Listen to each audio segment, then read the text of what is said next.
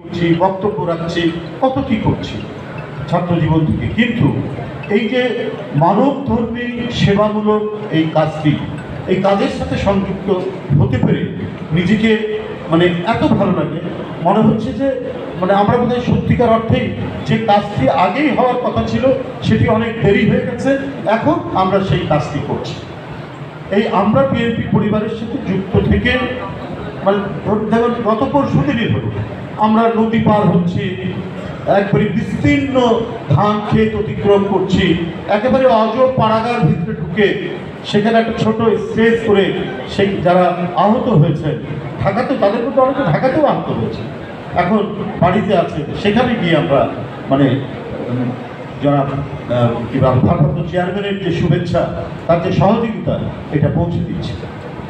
তো এই যে মানে কাজের যে ডাইমেনশন, এই ডাইমেনশনটা আমাদের প্রচলিত রাজনীতির বাইরে আমাদেরকে অন্য একটি জায়গায় নিয়ে গেছে, এবং যার মূল তত্ত্বাবধান এবং যার মূল পৌরোহিত্য এবং অভিভাবকত্ব আমাদেরকে এটা করতে উদ্বুদ্ধ করেছে তিনি তো আমাদের নেতা স্বয়ং তারেক রহমান সাহেব।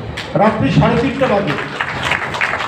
3:30 বাজে হঠাৎ একটু ঘুম ভাঙলো, হোয়াটসঅ্যাপটা চেক করলাম, দেখি যে তিনি একটি অনলাইনের একটা নিউজ পাঠিয়েছিলেন, ফরিদপুরের নগরকান্দায় বিএনপির নামধারী কোনো লোক একজন গরিব লোকের বাড়ি ভেঙেছে। আমি খবর দিলাম মিথুনকে, মিথুন আমার বাসার কাছে থাকে, মিথুন চেয়ারম্যান সাহেব খবর দিয়েছেন এটা খোঁজ নেওয়ার জন্য, চলো আমরা চলে যাই। এই যে একটা স্পিরিট, আরে কখন ঘুম থেকে উঠবো, আচ্ছা ঠিক আছে কালকের দিন আসুক যায়, কিন্তু এত রাত্রে উনি যে দিয়েছেন এটা যে আমাদেরকে কতটা প্রাণিত করেছে, কতটা উদ্বুদ্ধ করেছে। মিথুন বললো যে এখন ইয়েকে কি বলে যে আমরা রুম্মনকে কি করে পাবো, যেভাবে হোক ভালো।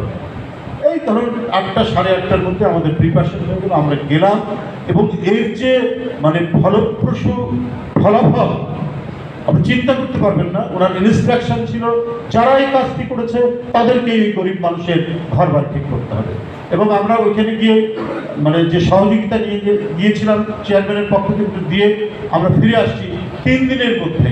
সেই লোকটি আমার বাসায় এসে বলেছে যে আমাকে বহিষ্কার করেন না, আমি তার সব বাড়িঘর ঠিক করে দিয়েছি।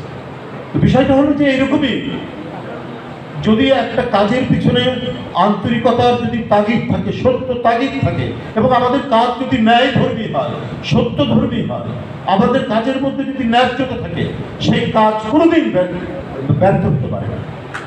সেই কাজের মধ্যে যদি সংশয় থাকে, ভণ্ডামি থাকে, সেই কাজের মধ্যে যদি দ্বিধা থাকে, সেই কাজ ব্যর্থ হবে।